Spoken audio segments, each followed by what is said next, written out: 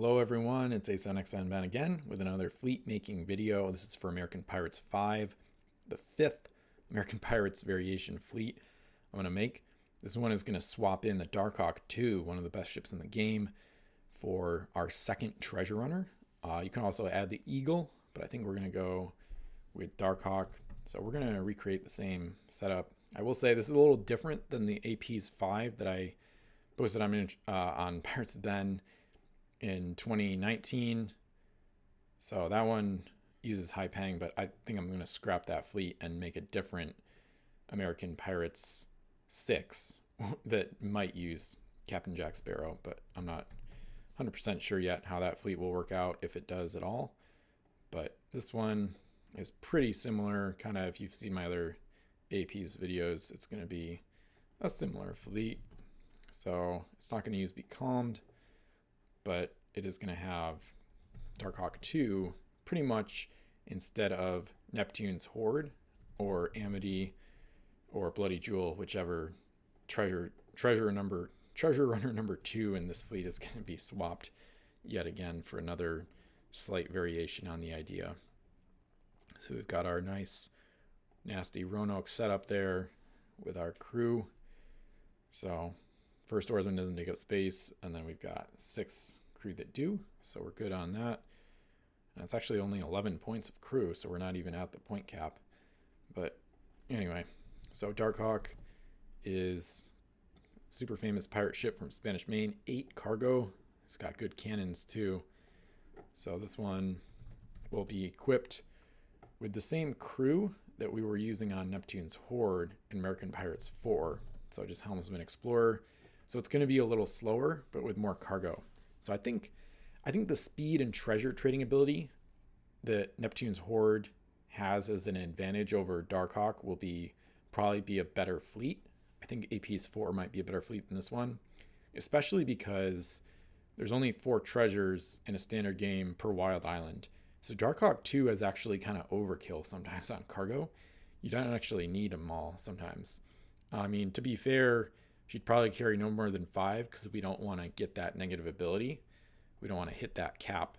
So we'd probably only load up 5 on Darkhawk anyway, but I have a feeling that Neptune's Horde, with her increased speed, she is SLS basically versus LS for Darkhawk, and the treasure trading ability, which can be really useful. I think that those advantages will be better than having more cargo space available on Darkhawk 2.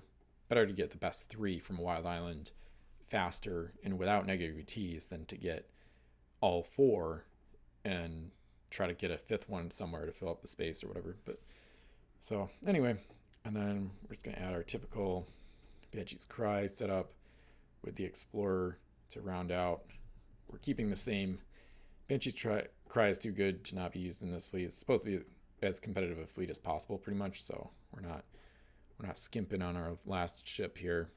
And then might actually have more points available than I expected. Oh yeah, you save 2 points. Oh, this is nice. So I think the Cry can get a helmsman because we're going to add Hidden Cove, of course, plus 2 points for Hidden Cove, just to keep it as competitive as possible, keep the rest of the fleet the same or similar. But yeah, that gets us to 43. So we actually do have 2 points left, which I think I'll go for a helmsman on the Banshee's Cry. I think that's probably the most optimal option here. There's various ways to play it. You could do an oarsman on Darkhawk and Banshee's Cry. That's not bad. I think I just want to jack up the speed as high as possible. So probably, yeah, that'll be the default. And then you can switch it out as you see fit. It's also worth mentioning that you could decide these crew as part of your +5 selections and then change it based on the setup. So you place islands and terrain and choose home islands before you place crew. And then when you place crew, that's when you would place your +5 face up and add your +5 crew selections, or selections in general. You might include Hidden Cove in the 5, but probably you would do only crew in the +5. And that's when you could potentially make a game time decision on what to add. So if the islands were, for example, if the islands were 3L apart, Banshee's Cry can get from one to another in 2 actions no matter what. She doesn't need the helmsman to do that. And if she has the helmsman, it doesn't help her because LLS is not 3L. It's slower. So then you might not have the helmsman on Banshee's Cry if the islands are 3L apart, and then maybe add oarsmen to both of these treasure runners,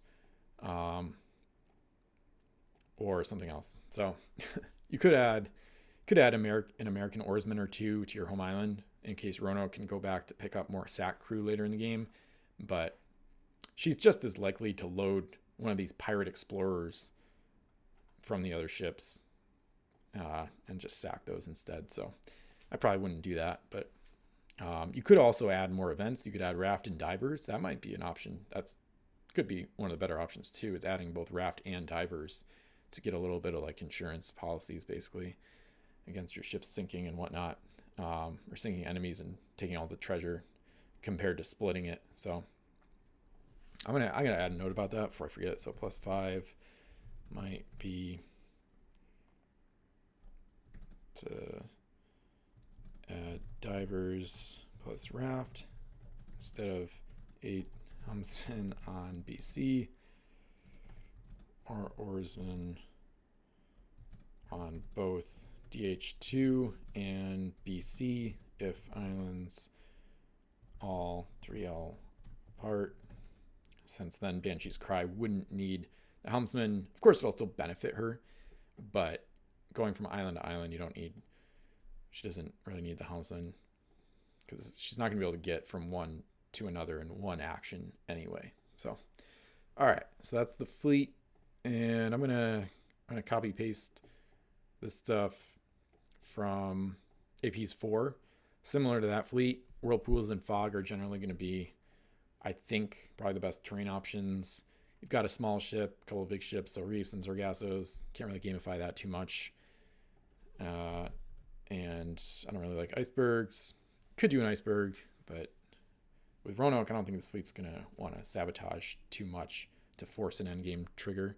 So, and then the coins are very subject to change, but that'll be determined once you see the enemy fleet. But I've got the basic ones in there pretty much to knock out negative UTs, because there is a chance Roanoke will want to explore at some point. So if she can determine that the coast is clear for that in advance via the maps, then that's a good thing. So, and of course, if the maps are flipped first and then idle is flipped, you can knock out, I'm pretty sure you can knock out negative UTs without even exploring, because far off islands will get hit by the idle once those UTs are face up. So, all right, so should be a pretty good fleet. I think AP's 4 might be a little better just because Neptune's Horde is probably a better like primary gold runner than Darkhawk 2 for competitive play.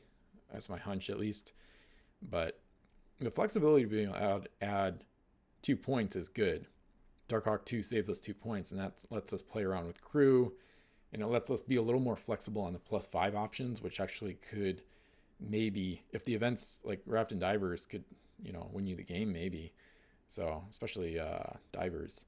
So remains to be seen which fleet is better. I don't know if I'll ever be able to conclusively determine that. Probably not. But anyway, just giving another option for the American pirate fleet idea. So thanks again for watching, and leave a like, comment, subscribe, and stay tuned for more videos.